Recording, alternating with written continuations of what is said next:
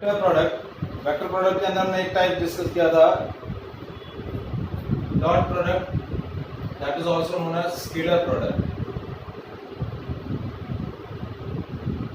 और इसकी एक एप्लीकेशन हमने डिस्कस करी थी and that application is find the angle between two vectors. cos theta हमने कैलकुलेट किया था। नाउ सेकंड एप्लीकेशन क्या है? As we discuss in the lower standard, that force work done by the force. Second application क्या है?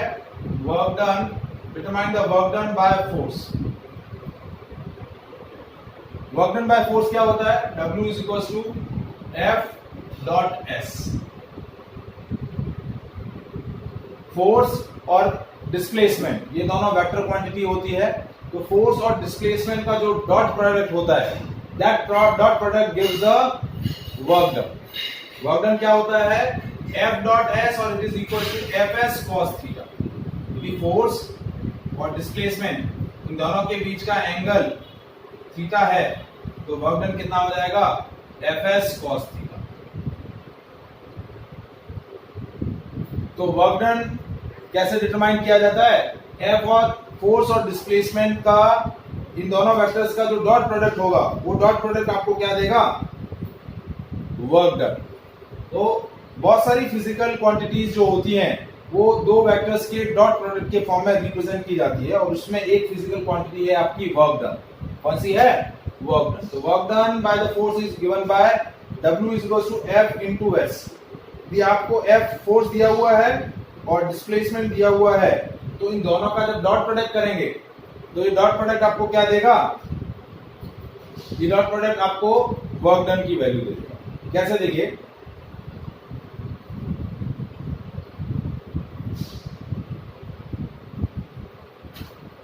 अब तक आपने 9th स्टैंडर्ड में पढ़ा होगा कि work done is equal to force into displacement, और उसके अंदर आपने वर्क के तीन टाइप भी पढ़े होंगे, positive work done, negative work done और जीरो वर्क। तो पॉजिटिव वर्क डन क्या होता है? जब फोर्स और डिस्प्लेसमेंट एक ही डायरेक्शन में हो। Work done by the force is said to be positive if displacement due to the force is in the direction of force. Work done by the force is said to be negative if the displacement due to the force is in the direction of opposite direction of the applied force. Displacement force की opposite direction में होगा तो work done negative होगा. And when the force and displacement are perpendicular to each other, then work done by the force क्या होगा? zero. तो work done किससे दिया जाता है? Fs cos theta. देखिए, if थीटा इज 0 डिग्री तो वर्क डन हो जाएगा Fs cos 0। थीटा 0 डिग्री मतलब force and displacement both are in same direction, तो ये हो जाएगा वर्क डन हो जाएगा positive work done F into S। If theta is 180 degree means displacement and force are in opposite direction, तो work done हो जाएगा Fs cos 180। cos 180 की वैल्यू होती है -1, तो ये हो जाएगा -Fs। तो ये हो गया नेगेटिव वर्क। और if force and displacement are perpendicular to each other तो वर्क डन हो जाएगा Fs cos 90। वर्क डन क्या हो जाएगा? 0। So these are the three types of work done, positive work done, negative work done and zero work. तो work done का expression क्या आएगा? Dot product of force vector and displacement vector. इसका dot product आपको क्या देगा? Work done. क्या देगा? Work done. सपोज यदि आपको फोर्स जो है वो कंपोनेंट फॉर्म में दिया हुआ है। कैसे दिया हुआ है? फोर्स आपको दिया हुआ है, जैसे आपको फोर्स दिया हुआ है Fx i cap plus Fy j cap plus Fz k cap. इस तरीके से कंपोनेंट फॉर्म में फोर्स दिया हुआ है और ऑब्जेक्ट की इनिशियल पोजीशन r1 है, इनिशियल पोजीशन वेक्टर, और ये दिया हुआ है x i cap, y j cap plus z k cap, और r2 है आपका final position vector. Let's suppose ये दिया हुआ है x1 i cap plus y1 j cap plus z1 k cap. तो डिस्प्लेसमेंट वेक्टर क्या आ जाएगा? s वेक्टर क्या होगा? Final position vector minus initial position vector, r2 minus r1। तो ये हो गया R2 minus R1, X2 minus X2 I cap plus X1 I cap Y1 J cap plus Z1 K cap minus X I cap plus Y J cap plus Z K cap. तो यहाँ displacement क्या आ गया, X1 minus X I cap, Y1 minus Y J cap plus Z1 minus Z K। ये आपका displacement vector आ गया। अब ये आपका एक फोर्स वेक्टर है और ये डिस्प्लेसमेंट वेक्टर है। जब इन दोनों का यदि आप डॉट प्रोडक्ट करेंगे, फोर्स और डिस्प्लेसमेंट का जब आप डॉट प्रोडक्ट करेंगे, you will get a work done. आपको क्या मिल जाएगा, वर्क डन मिल जाएगा। तो वर्क डन क्या हुआ, F डॉट S। तो ये आपकी इक्वेशन 1 है, ये इक्वेशन 2 है। इन दोनों का डॉट प्रोडक्ट करेंगे तो आपको क्या मिल जाएगा। अब डॉट प्रोडक्ट क्या था, ये कंपोनेंट और ये कंपोनेंट मल्टीप्लाई हो जाएंगे, ये कंपोनेंट और ये कंपोनेंट मल्टीप्लाई हो जाएंगे, और ये कंपोनेंट मल्टीप्लाई हो जाएंगे, क्योंकि I डॉट I 1 होता है, J डॉट J भी 1 होता है और K डॉट K भी 1 होता है। तो आपका F डॉट S क्या आया, Fx x1 minus x plus Fy y1 minus y plus Fz z1 minus z। तो ये आपका क्या आ गया, वर्क डन आ गया। क्या आ गया, work done.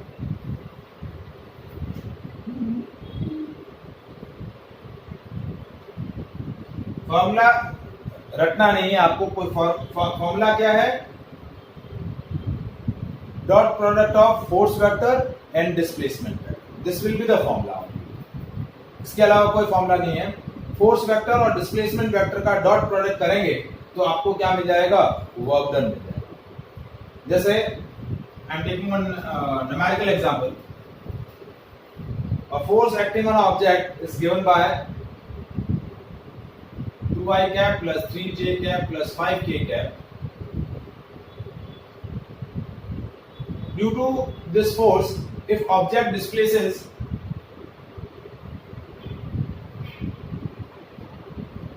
from point A, whose coordinates are 2, 1, 3, to point B, 3, 2, 4,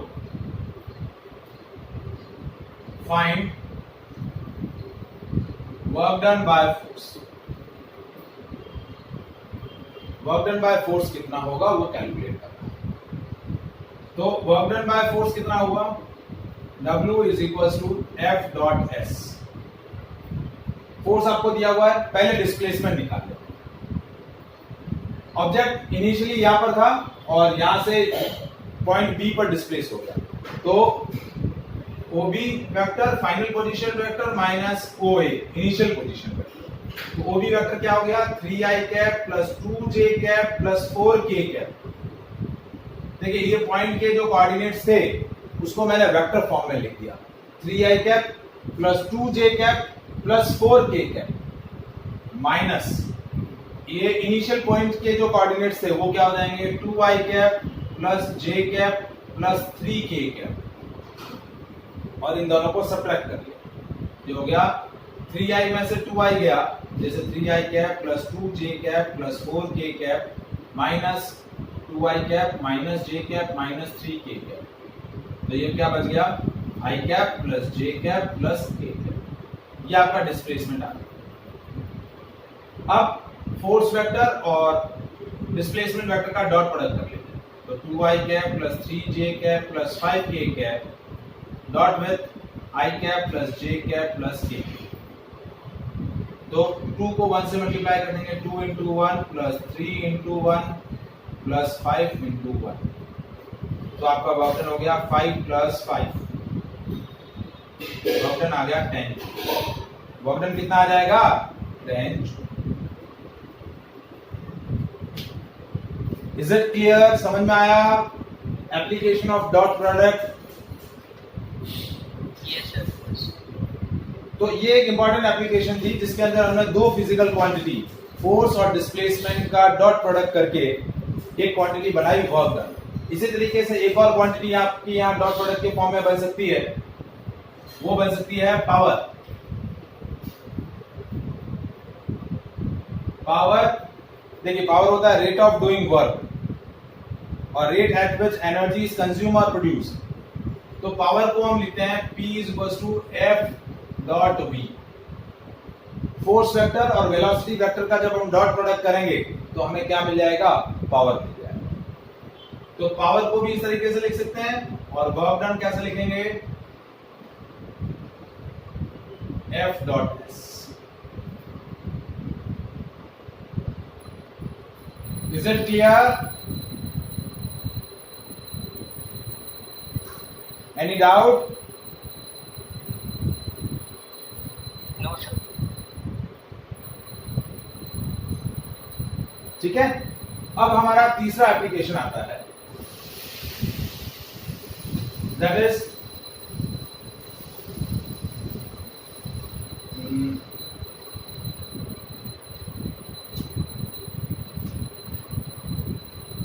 projection of one vector in the direction of another vector, या फिर हम इसको ऐसा बोल सकते हैं, component of one vector in the direction of another vector. एक vector का कंपोनेंट कैलकुलेट करना है दूसरे वेक्टर की डायरेक्शन में। जैसे हमने क्या बोला कि ये वेक्टर A है और ये वेक्टर B है और इनके बीच का एंगल थीटा है। ठीक है, इस वेक्टर A की जो डायरेक्शन होगी वो दिखाएंगे A कैप से, इस वेक्टर B की जो डायरेक्शन है वो हम दिखाएंगे B कैप से। क्या दिखाएंगे? B कैप से। Now I am interested to find the component of vector B in the direction of A। मुझे क्या निकालना है? Component of vector B in the direction of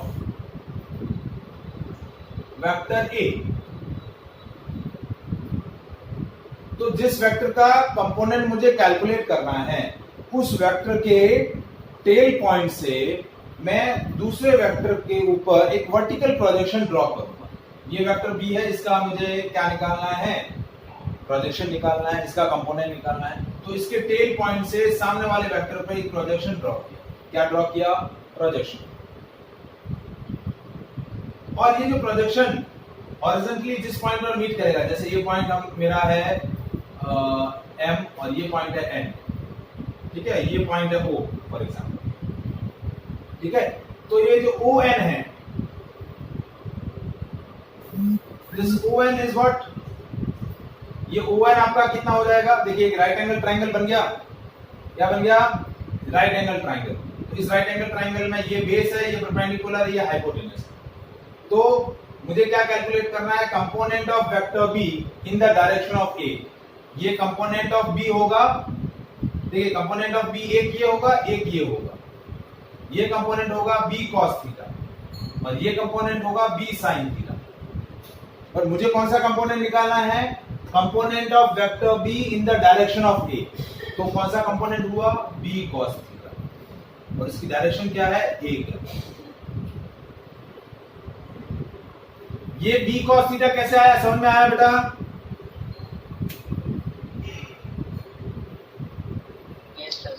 क्योंकि देखिए ये बेस है, ये हाइपोटेनस है और सॉरी ये परपेंडिकुलर है, ये हाइपोटेनस। हाइपोटेनस की लेंथ है B, तो ये कोसाइन ये हो जाएगा B cos थीटा, क्योंकि cos थीटा होता है बेस अपॉन हाइपोटेनस, तो ये हो जाएगा B cos थीटा और ये B sin theta.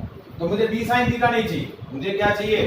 Component of vector B in the direction of vector A। क्या होगा? B cos theta. क्या होगा? B cos theta into A cap. ये हो गया component of vector B in the direction of A। अब हम dot product में क्यों पढ़ रहे हैं इसको? ये तो मैंने कंपोनेंट निकाल लिया कि जिस वेक्टर का कंपोनेंट निकालना है उसके टेल पॉइंट से सामने वाले वेक्टर पे प्रोजेक्शन डाला और उस प्रोजेक्शन का जो हॉरिजॉन्टल कंपोनेंट हो जाएगा वो उसका दूसरे वेक्टर की डायरेक्शन में कंपोनेंट हो जाएगा B cos theta into A cap. तो इसमें डॉट प्रोडक्ट का क्या रोल आया वो हमें सीखना है। हमने क्या किया? वेक्टर A को ऊपर नीचे मल्टीप्लाई करते हैं। A क्या किया? A और B का ये था b cos theta a cap, तो मैंने क्या किया,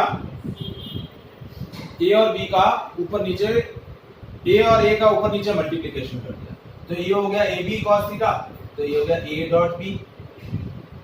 अब ये जो a कैप है, इस a कैप को क्या लिखूंगा मैं, vector a upon its modulus, और ऑलरेडी नीचे एक a है, तो आपका ये जो b cos theta a cap वो क्या हो गया, this will be equals to a dot b upon modulus of a का स्क्वायर इनटू वेक्टर a। ये आपकी एक्चुअली क्या हुई, डॉट प्रोडक्ट की एप्लीकेशन।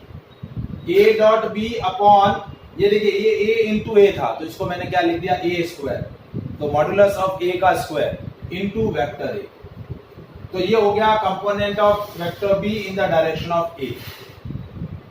तो यहां डॉट प्रोडक्ट का रोल आ गया, a dot b upon vector a का मॉडुलस उसका whole square into vector a। ये समझ में आया?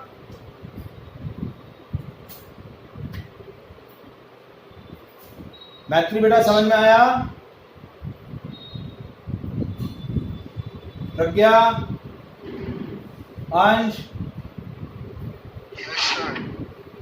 तो ये डॉट प्रोडक्ट की क्यों एप्लीकेशन है, समझ में आई? अब जैसे मुझे कैलकुलेट करना है component of vector a in the direction of b, मुझे क्या कैलकुलेट करना है, second part, component of vector a in the direction of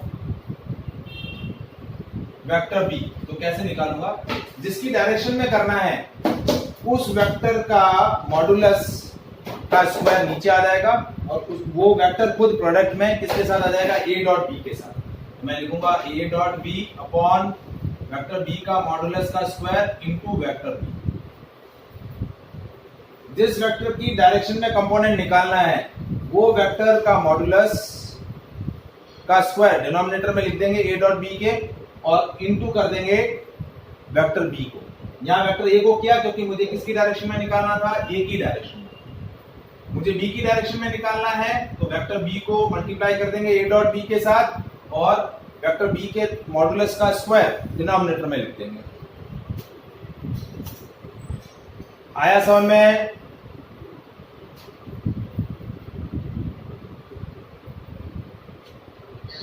anyone, किसी को कोई इस सेक्शन के अंदर डाउट हो तो बताओ मेरे को। मैत्री,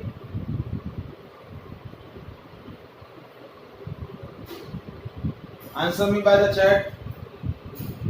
साउंड नहीं आ रहा है, माइक नहीं वर्क कर रहा है, तो चैट के थ्रू बताओ समझ में आया नहीं आया।